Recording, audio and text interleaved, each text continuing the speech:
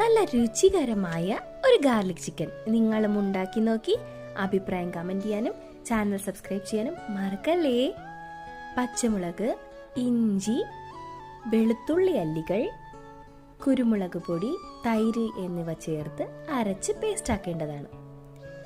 ഇറച്ചി നന്നായി കഴുകി ചെറിയ ചെറിയ കഷ്ണങ്ങളായി മുറിച്ച് എടുക്കേണ്ടതാണ്. ഇറച്ചിയിലേക്ക് മസാല നല്ലപോലെ പിടിക്കുന്നതിനാണ് ഇങ്ങനെ ചെയ്യുന്നത്. നേരത്തെ തയ്യാറാക്കി വെച്ച മസാല, ഉപ്പ് എന്നിവ ഇറച്ചിയിലേക്ക് തിരുമ്മി ചേർക്കാവുന്നതാണ്.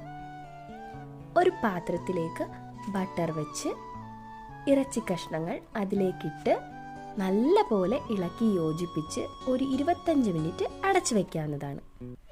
വെള്ളം വറ്റുമ്പോൾ കുരുമുളക് പൊടിയും അമേരിക്കൻ മല്ലിയും തൂക്കി ഉപയോഗിക്കാവുന്നതാണ്. നിങ്ങളും ഉണ്ടാക്കി നോക്കി സബ്സ്ക്രൈബും കമന്റും മറക്കല്ലേ കേട്ടോ.